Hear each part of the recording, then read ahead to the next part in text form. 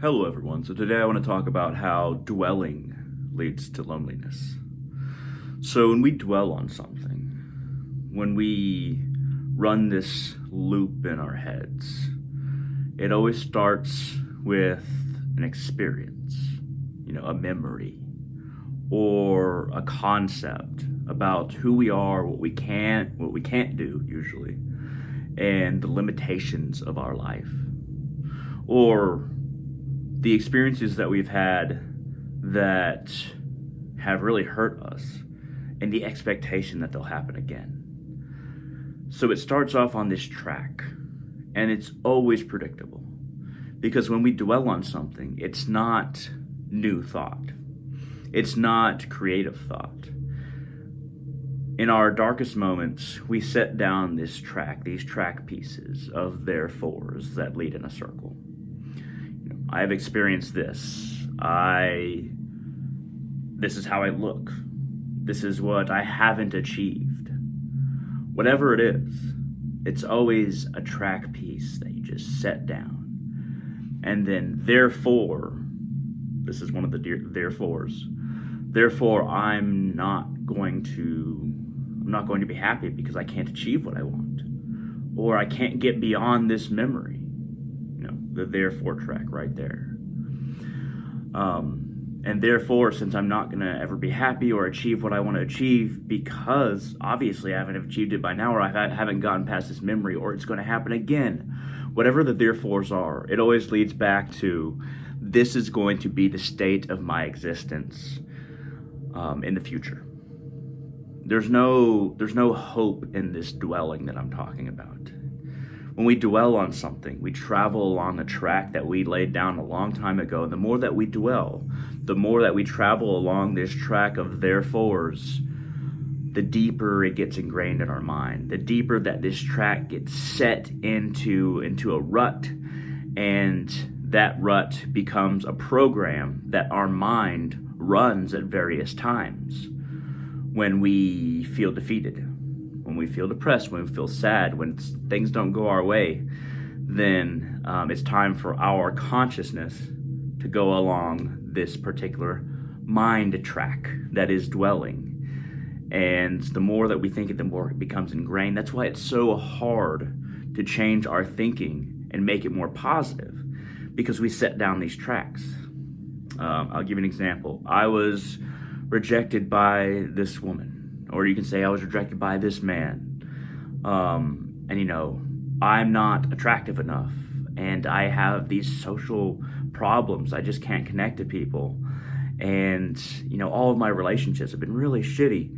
All of these assumptions are lining up a track. Or whether it's, I got a really bad grade on this, or I did really bad at work. Why can't I be there on time? Why can't I complete this task? Why can't I learn this lesson? Why can't I learn what I'm trying to learn? Oh, I'm never going to be able to do it. And I'm never going to get to the next stage. Or I'm never going to actually find somebody. Or I'm never going to get a promotion. And it goes along a very, very predictable track. This dwelling, and it becomes so ingrained because the more that we think about something, the more that it becomes set in our minds, and it becomes harder to take our consciousness off of that track and choose a new track, because then we got to start thinking about something that's positive or hopeful or optimistic if we want a new track to be founded, because similar track for positive things. But then we got to run that multiple times in order for it to be as ingrained in our heads as that dwelling this track. And further, one interesting thing about my issue, I suppose, is that I can feel a connection to all life forms. The edges of my being, the edges of myself, the edges of my body get very blurry at the best of times. And it happens quite often. And the focus is never on the past. You're always looking around. You're observing, you're perceiving. You're not dwelling on what people are doing. You'll start to look at the sky more, and look at trees more and look at everything around you more. Instead of just looking at your phone or looking down while you're walking, if you watch people, they almost never look at the sky, and either almost always look down or directly in front of them. Never look up. And when you're sad or you're particularly dwelling on something, you'll definitely look down. At least you're most likely to look down. So you'll see physical behaviors. But I've noticed that when I'm in this stage of perception and connection to all life forms, it's always external perception and seeing things, seeing behind seeing. You almost have to know how to see before you can really see anything. But then, when I'm in the best of states, that happens often, not always, but often, there is no question of being alone, because you feel yourself a part of all life. You see that you are one of those ants or one of those birds that are among a flock, that's among many life forms, all going about their business, all alive, all processing, all trying to understand, and all existing, all thinking. And you're so aware of the activity, you're so aware of everything that's going on and you being a part of life, that the question of loneliness just isn't there. It can't be there because you feel you're a part of life. But the times when I do get lonely, when I start to dwell, when I become sad, that's when my consciousness is on a track, and my perception about everything around me, and my desire and seemingly ability, but more like choice, to not look for solutions in my head to anything that might pop up. It just, I don't look for solutions, and I don't perceive anything outside of myself. Stuck on that track. The best thing that you can do when you get stuck on that track, when your dwelling leads to loneliness, this video is about dwelling and loneliness, is to understand that track that you're on, it is a routine, it is a habit that's becoming ingrained in your head, and the more that you travel it, you're not going to accomplish anything. And even if your hopes, even if your dreams, even if you're looking for solutions or being positive, even if your doubting mind or your depressed mind, your sad mind, your lonely mind, it's like, oh, well, that's never going to work because this, or this. Or, just based on experience, it's not going to work, or there's no way out of this. It doesn't lead you anywhere. It doesn't get you off that track. And the more you're on that track, the more pain you're going to suffer.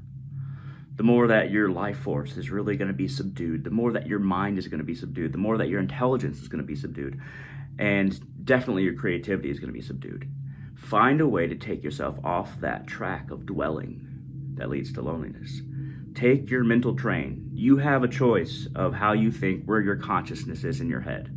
No matter which tracks are in your head, you have a choice to take your consciousness and form a new track and put it on that track. You have that choice. That is a choice that you have over your own mind. Say, no matter what track you're on, or what kind of dwelling is leading you to this loneliness, and which subdues everything. No matter which track you are on, choose, as corny and as cliche as it sounds, choose to think more positively. Choose to look for solutions. Choose, at the very, very least, not to dwell. To just choose to not think about anything along that track that we get caught up in. Choose, at the very least, to distract yourself with something that's fun. And hopefully something that's creative, because if you're creative, if you're producing something and you're using your creativity, that is a huge part of how we find solutions for everything. Just randomly, you can just start drawing, you just start writing a poem, you can just start thinking about what kind of workout you can do. There's all kinds of ways to be creative. You can even start playing a video game and figuring out little puzzles, or figuring out puzzles on a phone game. You can play chess against yourself. Use your creativity, because if you use your creativity, that track that we put ourselves on, that our mind train gets stuck on, it goes in a circle along, and it becomes pain, it never changes. There's no creativity along that track. That track is set. If you employ your creativity, you're more likely to be able to at least be distracted, and at most be in a position to find solutions to whatever you're going through. And sadness and loneliness are like that. Even if you're sad and you don't particularly feel lonely, usually if you're even around a lot of people, you're always trying to talk to a bunch of people. If you're sad, there's a part of yourself that is not being satisfied. There's a part of yourself that does feel lonely, that feels isolated from purpose. And you want to link to purpose. You want to find purpose, which you'll need your creativity for that. So if you dwell on things, remember, this is a track that we found it in our heads, and we can choose to take ourselves off of it. And there's nothing to be gained by allowing your mind and your consciousness in your mind to keep on following that track. Sometimes it takes monumental, effort to get your consciousness off that track, because it's easy to just let our consciousness and our mind just go around the same track. It's easy to do that. And it's the worst way that laziness can affect us. But you have a choice what you think. You have a choice what the track, the nature of the track that you travel on. You have a choice on which tracks exist in your head, and which one that your mind and your consciousness in your mind is currently following. Remember, exercise will within your mind, within your thinking. If you want to do anything externally, you have to exercise will here first. Will within yourself. And, will is not free unless it is connected. Free will is a contradiction of terms. They're two opposites trying to exist at the same time. If it's just your will, if it's just a founded track that you're on, a founded set of therefores that we talked about earlier, and that go in a circle and a circle and a circle and a circle, that is not will. That is slavery. That's not will. It's not free will. It is not free. It is will, but will is not free. Will follows the patterns that the patterns that we have founded through our creativity and through our connection to everything else, through our receiving of information and through touching of various points of information, or through our interaction with the world. Our will finds certain things to place along a track. And sometimes our will can be kind of creative in how it works against us, and us being our connection to everything, our oneness with everything. That is who we are. But our individual will just travel along things that the tracks which are not creative tracks just go in circles. So our individual will, when it's individualized, is not free. When our will is connected to a grander will, to things beyond ourselves, and it takes creativity for that. Creativity is very much linked to oneness. Then will no longer exists. And when will no longer exists, then we have freedom.